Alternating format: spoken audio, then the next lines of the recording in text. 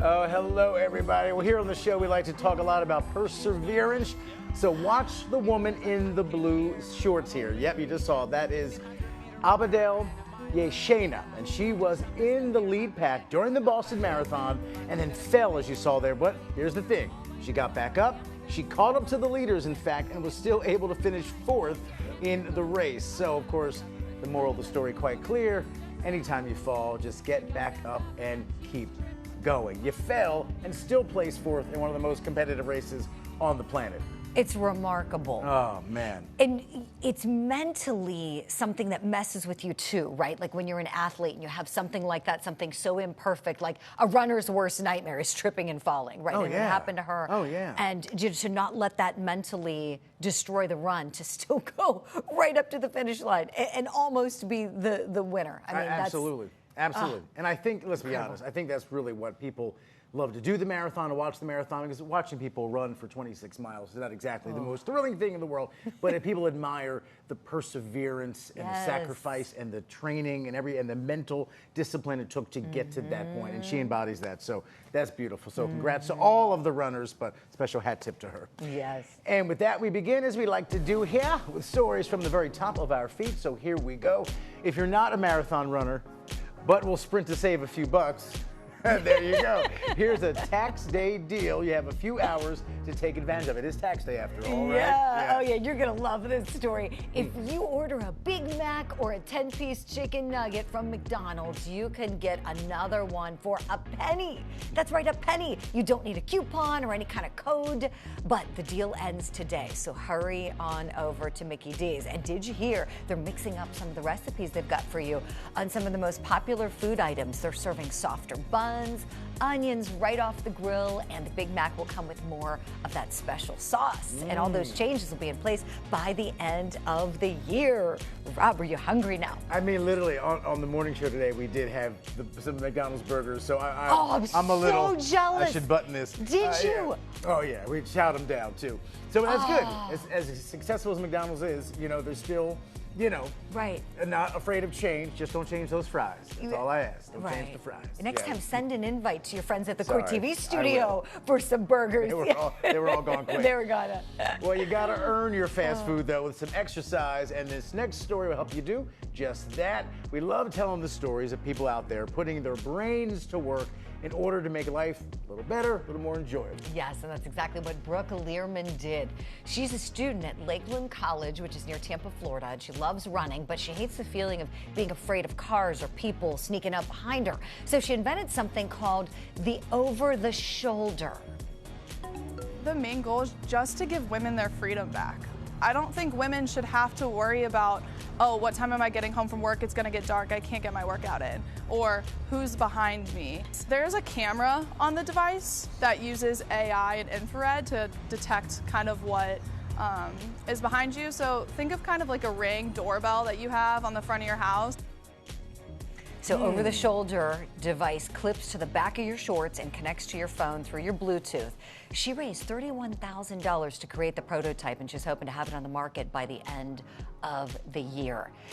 What a great safety tool That's that brilliant. is. That's brilliant. I mean, it's sad that it's necessary, but it's brilliant that she thought of that. It makes all the sense in the world, and take good advantage of all that AI technology that we're hearing more and more about. Yeah.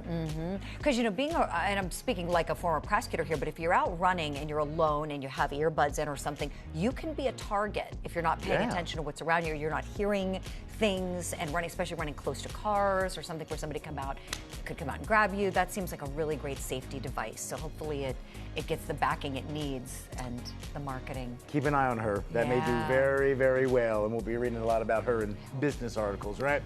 Our next story reminds us that each day, of course, of our lives is pretty much a blank canvas. When you wake up in the morning, we have the choice to make it beautiful through our words and our actions and kind of how we think. That's right. And in the case of the man that you're about to meet, by spreading a powerful message. Jordan Bonke brings us his story from Arizona.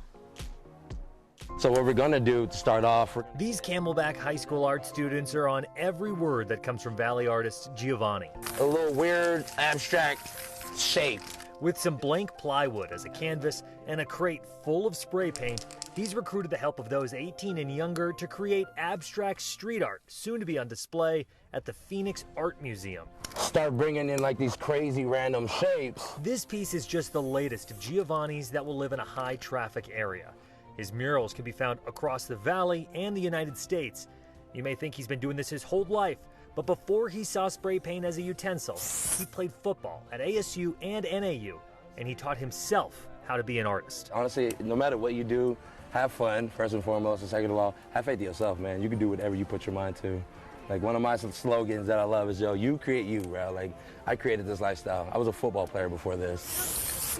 His influence instantly stuck with the most impressionable. When we found out it's going to be a local community artist, we were like, wow, we get to paint with him. He has a lot of motivation and like power to push through and do so many things, and I want that, and I want to take that away from today. For the athlete turned artist, his story shows life can always become a blank canvas. Life has its twists and turns, but we can always still find ourselves somewhere else and doing something amazing. So.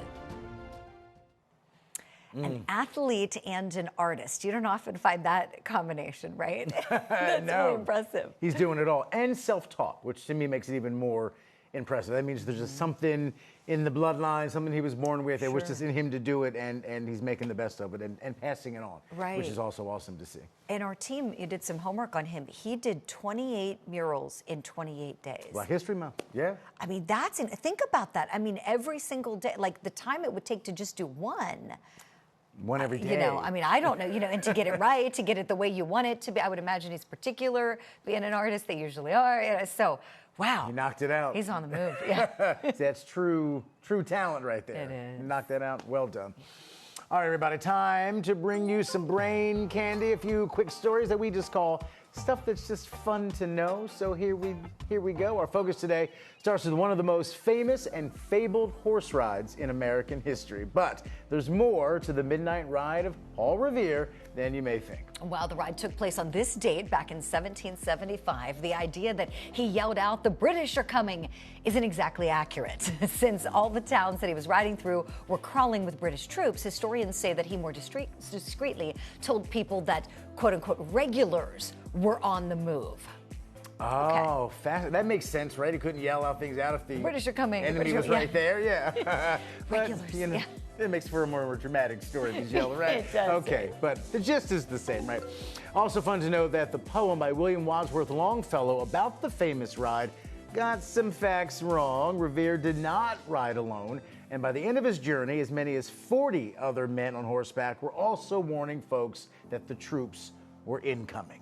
And finally, while the ride was important, Revere is remembered by the CIA as the leader of a spy ring. They called themselves the Mechanics and spread information about British soldiers. Who knew? See? All right. So it's that other side of history that you don't quite get.